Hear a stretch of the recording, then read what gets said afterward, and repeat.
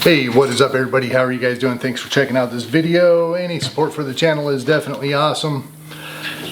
So yeah, social media. I am not really on social media. Yes, I'm on YouTube. I use Twitter, X, for storm chasing. That is the mecca for storm chasers. That's where everybody goes to talk about when, where, and how. It's a good resource. Past that, don't care. Facebook. I'm a part of Facebook.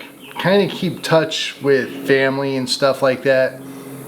But most of it is going to be gardening, homesteading, communities and stuff like that to kind of bounce ideas off of, talk about things and whatnot. I don't interact on Facebook specifically. As soon as the election started rolling up with this last election, I'm like, I'm out. I ain't listening to this shit. I have a lot of friends that are Democrats. I have a lot of friends that are conservatives.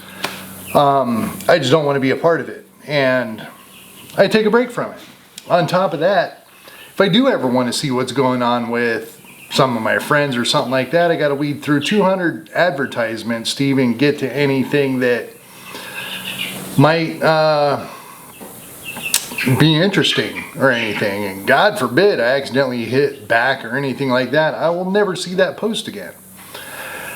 So it's just really a joke. But I did decide to chime in, say hi. It's been a year maybe since I've really been on Facebook. And I said that. I put a post, hey, I've been gone. You know, I'm not active on here looking at what anybody's doing or anything like that. But I figured I'd hang out, say hi to everybody and see what's up, you know. It took about a week. Now, I'm pretty much off of it and done now. I will still have my account and all that, but I'm not going to be actively engaging with much outside of gardening or tomatoes. Taking a year off and then coming back to something. It's kind of like if you see your nephew when he was 2 years old and you leave for a year and come back and he's 3 and you're like, holy crap, he's old. Whatever your situation, you kind of see the point. That's the way it is for social media with me. I'm not really just engaged with anything in social media. So yeah, I started getting back on. A little bit was to see what kind of rhetoric's going on with Charlie Kirk and, you know, the people that are hating on him and all this kind of stuff. And I'm not even really getting a lot of hate. A lot of people are like, it's messed up what happened. But the guy's evil. You know, and I'm like, yeah. And then it just started coming and coming and coming. And not real bad, you know, but I kind of get it. And I even talked to some of the people too on there, like, you know, start realizing what you're doing before you do it, please. You know, I don't know. Here's the way I see social media. And I'm talking about Facebook specifically because that's about the only thing I got experience with, unless you want to talk MySpace, and I'll talk MySpace all day long. Make it great again. Screw Facebook, you know? Facebook has become a tool for not only the government but the elites. It's not social media, it's a psychology media. It's, yeah, people can interact, but how much influence is going into every single person, the millions and millions and millions of people that are on social media, what doesn't matter what it is. They all have the same thing going on. Twitter's a little bit better, Facebook's pretty bad, Instagram's pretty bad. And what I'm talking about is social influence, government interventions, control. Really, it's all about control. Now, the division that we have in our country is 100% fabricated. It is designed, it is meant to be, it has been talked about by Mark Zuckerberg, it has been talked about by Elon Musk. Pretty much anybody that's involved with social media, it's talked about that this is happening. Russiagate and Russia influencing the elections. It is happening, whether you want to deny that or not. it is really, really thick right now, which is causing this huge division, and it might have cost Charlie Kirk his life. This is all a psychological war that's going on, but one side of the war doesn't know the war exists. Now, the influence with the separation on social media is absolutely crazy, and you don't really see it till you step away for a while and then get everything blasted at you at one time. You're like, whoa, look at this, look at this. The way the algorithms are set up is that, and it's political, let's just face it, it's all about political divide. It's not even racism these days, but that has been an issue in the past. The left only sees the left. The right only sees the right. If you are a conservative, you are never going to understand what the left is talking about. They're insane, they're evil, they're wrong. Vice versa, if you're liberal, you're never going to understand the conservative talking points that maybe one of your friends are saying. You're just never going to see it. You're never going to get it. Why? Because of Zuckerberg, because of Trump, because of Biden, because of all these people that have their fingers in. I'm sure BlackRock's in there as well. And most importantly, I'm sure China is in there. I'm sure Russia is in there. They have been infiltrating our social media like crazy for a decade or longer.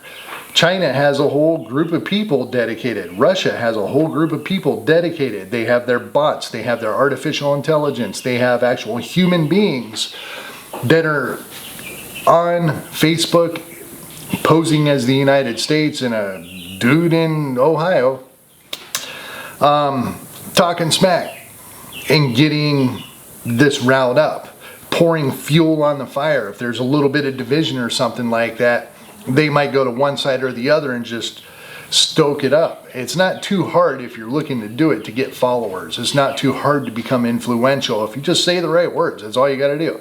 Personally, I don't give a shit about it. I'm not trying to influence anybody. I'm not trying to be famous. I'm not trying to do any of this stuff. I'm just trying to talk to some people. If some people want to listen, right on. But people take social media like the Bible, and the psychology involved with it has made this political divide as addicting as heroin. People thrive to get that information daily, to wake up and see how much of a Nazi and a fascist that Trump is. They can't wait to see it.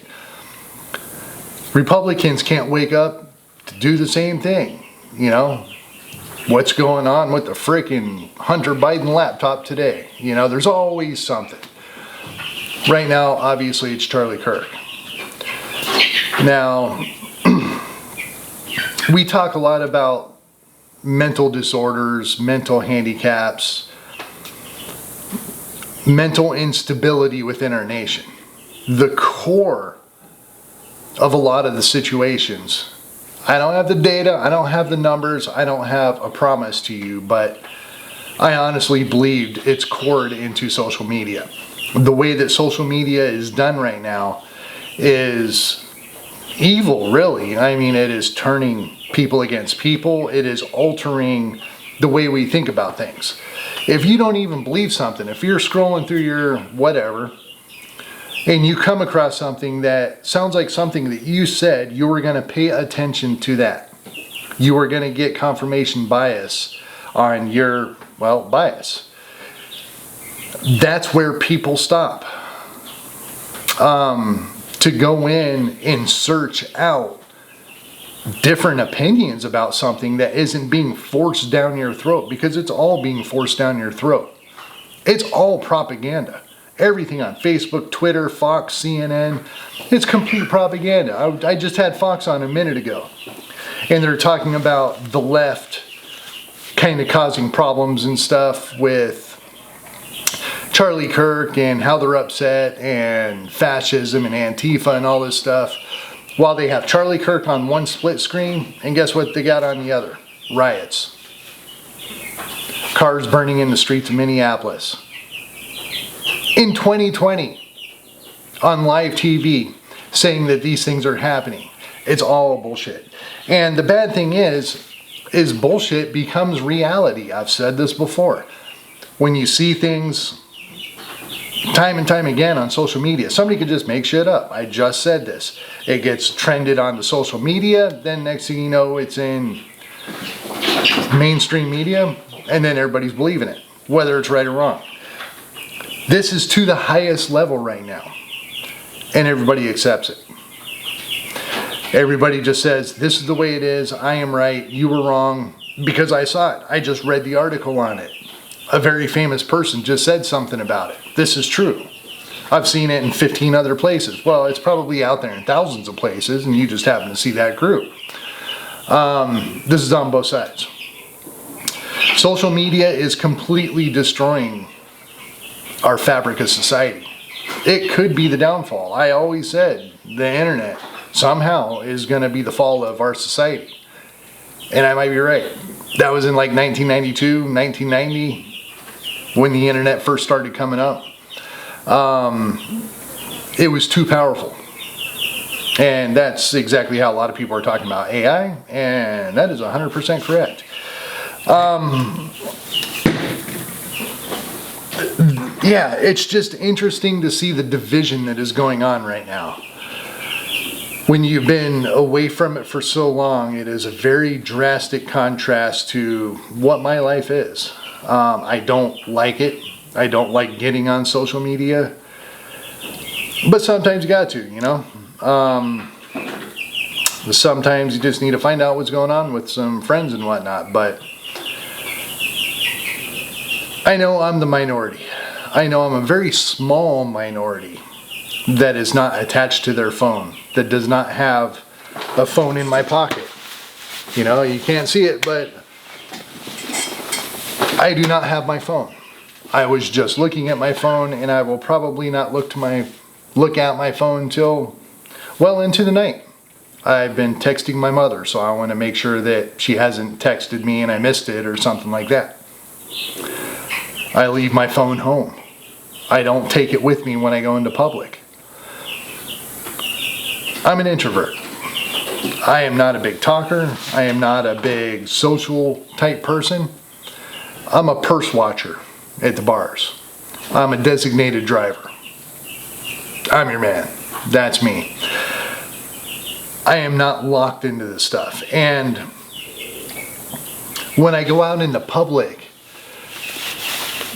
this weird, I don't know, I mean, I want to say psychosis, but this weird addiction, heavy addiction to cell phones and social media is disturbing. It really is. People are living in an unreal world that doesn't even really exist. And I know that's a crazy thing to say, but everything that's on social media, not everything, I can't say everything, but I'm going to say everything that's on social media is bullshit. It is all twisted, it is all redone, it's revamped, it's redacted, it's changed, opinionated, shifted to a bias, and then it is written out for everybody to read and learn and base their life upon. And people absolutely cannot get enough of it. And I say this a little hypocritically because YouTube is social media. YouTube is an outlet of a lot of these problems, but it is not as bad because it is not as popular. YouTube's huge, but there aren't people out there on YouTube talking about these things. Everybody's on Twitter talking about it. 8-year-old little boys are talking about it on Twitter or wherever they are. They're probably not even on Twitter. That's old man stuff, and like Facebook is for geriatrics. But I don't know what the cool kids are doing these days. Don't really care. But everybody is involved in social media. Shit, video games are social media these days. There's so much interaction when it comes to video games and Xbox Live, whatever, that there's an interaction there. Of course, video games aren't really as political. At least decades ago when I was into it, they weren't. They probably are now. But here's my point.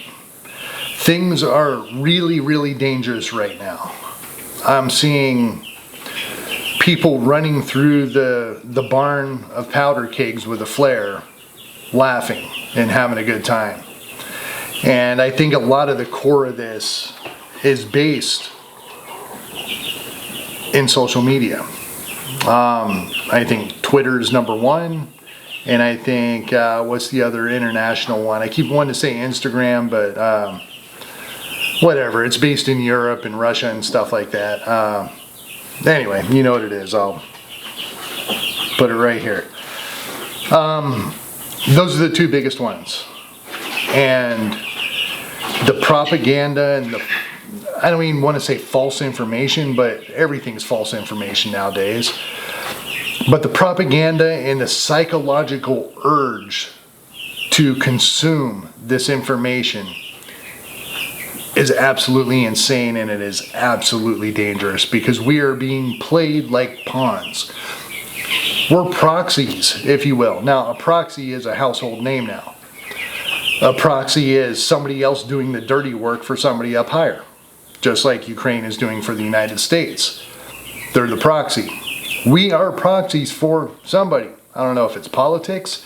I don't know if it's the Zuckerbergs and Jeff Bezoses of the world, or the Bill Gates, or the WEF. Probably is. I don't know who's doing it, but I do know that Elon Musk cleaned up Twitter. Is it perfect? I highly doubt it. I'm not on there enough to know. But Google, your YouTube ads, not too political, but definitely playing with your psychology.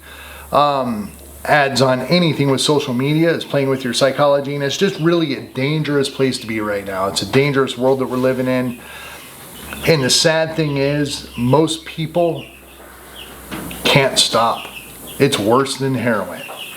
I see people ditching out of work so they can get their fix of their phone and their social media. I see people oblivious to the world around them because of social media. I see people ignoring their families in a time of need because of social media. I see people getting enraged for people, over people, for no reason at all, over social media. Now, so yeah, I'm just going to kind of leave it at that. I just wanted to touch on this because it was basically mind blown over the last week as I've been dealing with all this and just kind of looking at it. And I told people on my Facebook page almost exactly this.